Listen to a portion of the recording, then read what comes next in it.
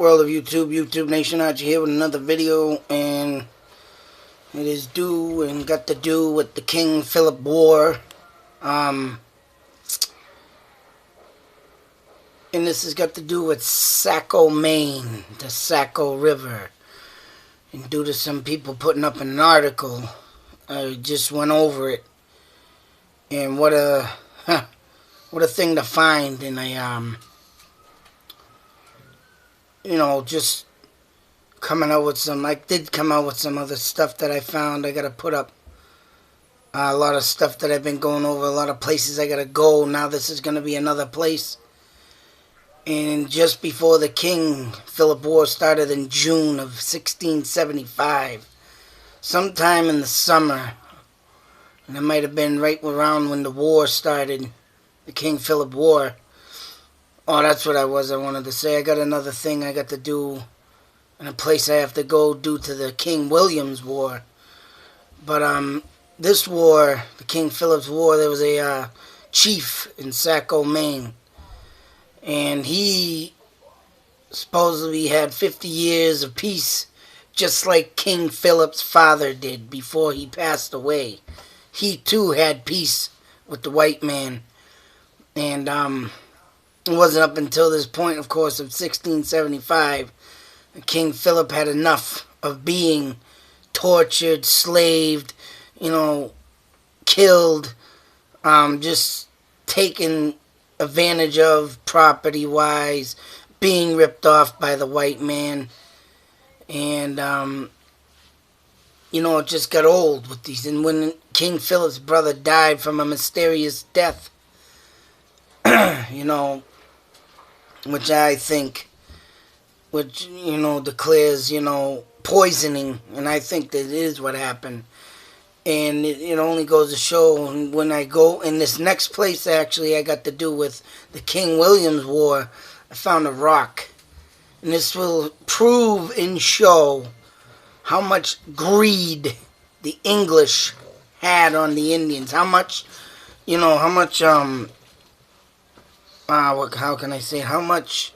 hatred they had towards the Indians. Because not only did this rock that I'm going to bring you in another video, it only speaks of the Indians and how they killed a family there. Just like they speak of the Indians in articles, a lot of people do, of how ruthless they were and savage killers. Well, guess what? In this story I'm telling now of the Saco River, which has been cursed by a chief,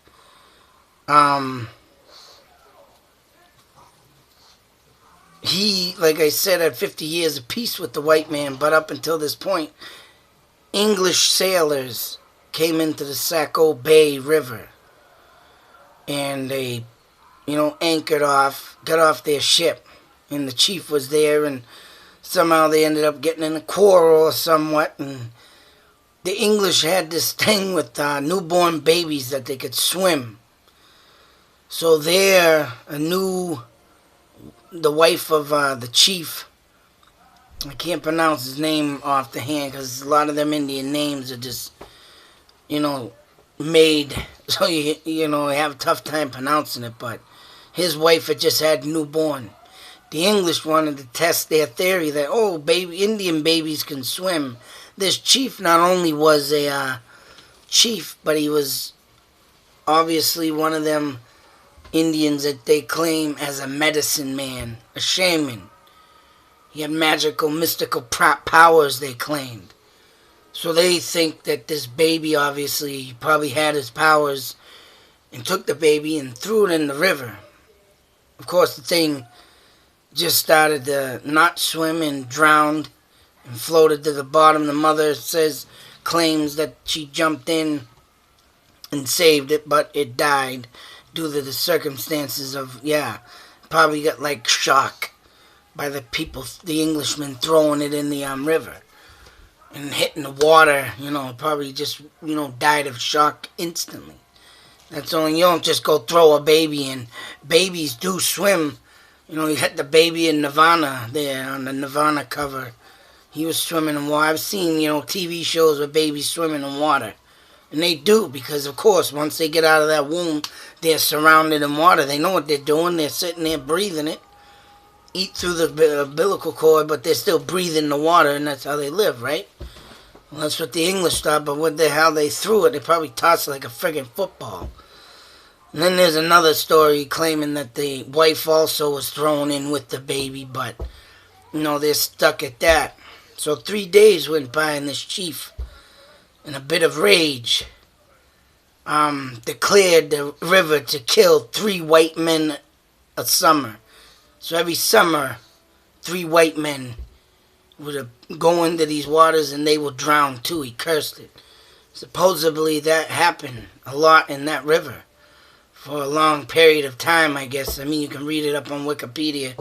Which I don't know. Everybody's saying to me how Wikipedia don't know nothing, Wikipedia this. But I have looked up stuff that I have in books, compared it with Wikipedia, and they're pretty much almost on the money, alright? So I'm about to say this is dead almost on the money. And it's just crazy. And this is what the English would do to the Indians. They said you sit there and say, and everybody says in these articles that the Indians were savage, ruthless killers, and I'll keep repeating it. And they weren't. They were just in self-defense mode at this time in 1675. And just had enough.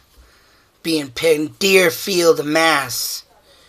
The Deerfield Bay.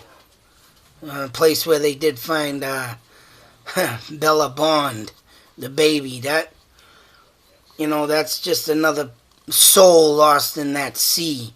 Because the Indians were brought to Deerfield also to be shipped off as slaves, like I said in recent videos. And some of them would sit there as slaves in camps. Pug barking. You don't want to mess up my goddamn video. But, I mean, that... And I've been doing a lot of researching on maps. I just got a new book in.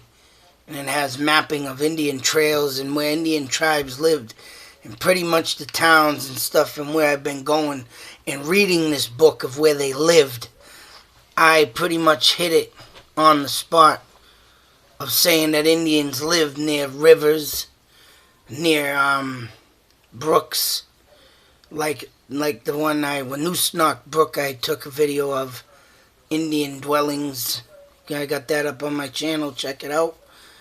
And where they did weir fishing and stuff, it's called weir fishing, but there's a lot, and the meadow is another place where Indians, I believe, not only hunted animals because they would find them there eating the grass, but I think the meadows where the hills are, like the one I live now in Meadowbrook, is due to the fact that they could see who was coming in, or if they were going to be attacked, they'd be on high grounds and would set up booby traps and stuff. I mean, they were smart. Indians are smart. Don't doubt them people. Don't sit here and look at them as savage killers, because they were very smart. In this new book I'm reading, they did teach a lot of people, the Englishmen and the white men and the Dutch and all kinds of, foreigners coming from Europe and everything, France. They did teach a lot about farming, a lot about, survival in the winters. If it wasn't for the Indians, white man would never make it here in New England, especially these New England weathers. They've been going on since the Indian times, very bad weathers. And in 1776, which the war, started in 1775, I said that earlier, 1776. They were, actually, that's right, they started in 1775. 1776, they were well on their way into that war. So,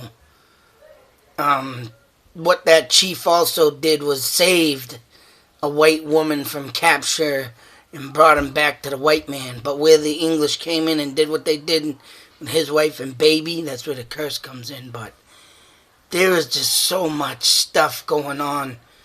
I don't know what it is. Every time now I look, I hear about Indians this, I see Indians that. I go to the friggin' BJ store, and Jesus Christ, this woman sitting there, the one that checks your receipt when you leave, she said this like 4 months ago, but she said it again a week ago when I went into BJ's. Oh, where are your Indians?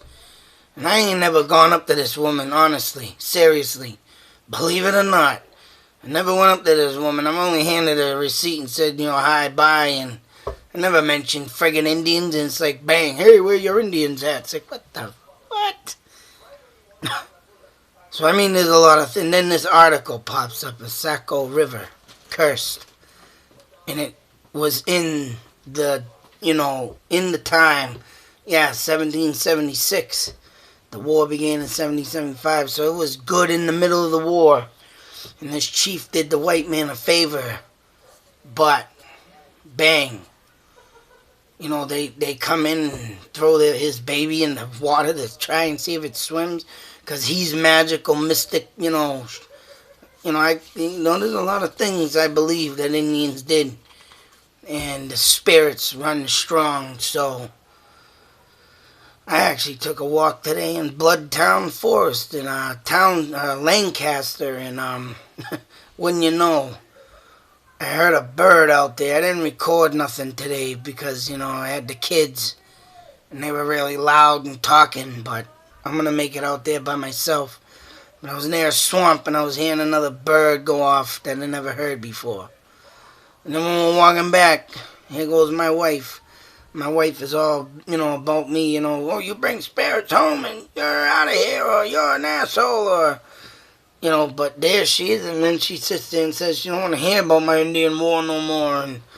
But today, walking through the woods, she thought she heard rustling in the leaves, or like out maybe 10, 20 feet of someone following us back from the paths we took. I said, hey, that was a big part of the King Philip War. Lancaster Woods, that's where the war began.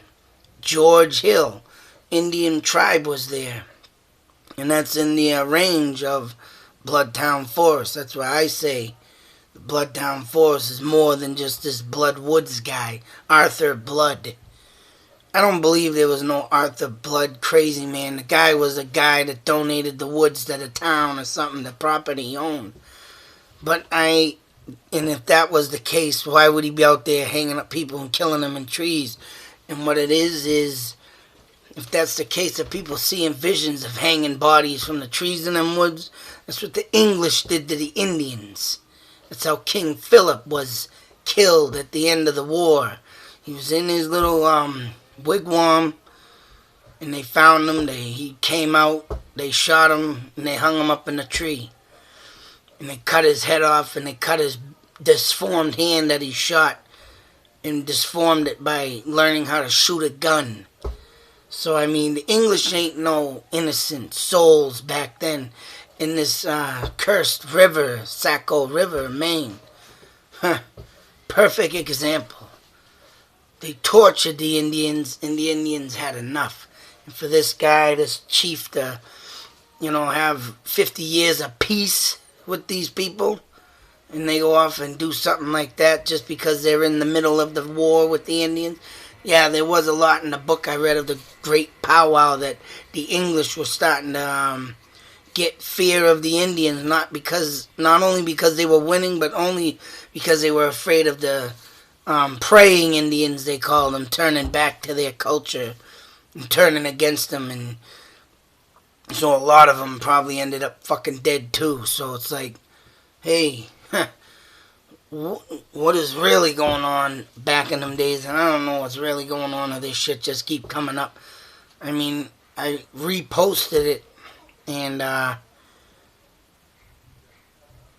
gotta repost it on my other two sites I have, but it's just, wow, things just keep coming up. And I'll say it again too. The King Philip War started in 1675. I started my search on the King Philip War in points of interest after reading my book in 2015. It is now 2016. It is an anniversary of these 2 years, and I wasn't even thinking about that, or even dawned on me up until about 3 months ago. as I was sitting there thinking, like, oh shit, it's the fucking anniversary of this shit. And everything just coming up. Oh man, I just can't, words can't explain. I mean, everywhere I've been going and searching, shit's been coming up. There's a town out in Worcester that I just went for a ride. All comes into Indian signs, Indian this, Indian, Indian. I've been driving places. I found the rock in Groton. And I've passed it times before in the past. But this time, something, of course, pulled me to it. And I'm sitting there thinking, what the hell's on that rock? I mean, I've passed the rock. I've seen writing, but it just didn't dawn on me to stop and read it. And there you go. The King William's War is there, and the Indians killed a family of 8 children and mother and a father. Actually, 3 children out of the whole 10 of them, was taken captive. So I gotta go there and do a thing, but in that video I'm gonna explain something in some important piece just like this one. The English, in their greed, in their wanting to control the Indians. The King William's War was supposedly the second Indian War, and all I can say right now before I do this video, that war had nothing to do with the Indians, and the Indians were bribed into it, suckered into it. So I'll explain more on that when I get to that point, because I want to go there and pay the respects to the family, because of the fact that, you know, they shouldn't have died that way, but it wasn't the Indians' fault. I can tell you right now, it wasn't the Indians' fault of why that family was killed. So I'm gonna bring you there live on that next when I get there. But this one I had to do because of the simple fact of, holy shit, just the things that keep popping up. Indian this, Indian that, Indian, Indian, Indian. I mean, it's like, lately I've been just nothing but doing, thinking, and getting my story straight of what I want to do and where I want to go next. And soon, very soon, I will be heading to Bristol, Rhode Island. I can't wait no longer. I need to go to the spot of King Philip, the great chief Metacom. And I need to get there. I'm going to be going there soon. I still got to make a date to get there. And I have permission from the Hope Farm, Mount Hope Farm there. I already got in contact. I just got to call them with a date when I can come out. And that will be coming up very soon. But Jesus Christ, oh man, I was going to save that video to last. But where I'm in right now, coming into summertime, and see, it's almost summertime too. And this article comes up at the Saco River in Maine. And it's like, I just gotta get there, and I have to get there. Something is pulling me there with force. And it's just nuts. It's just nuts. So, other than that, YouTube Nation, many more videos to come of this. Ghost videos too. Shit, it's all coming out, and so much crazy thing. My head's spinning right now. I got so much info and studying and doing my homework on this, and it's just like my brain wants to blow up. But hey, other than that, until the next video, YouTube Nation, out.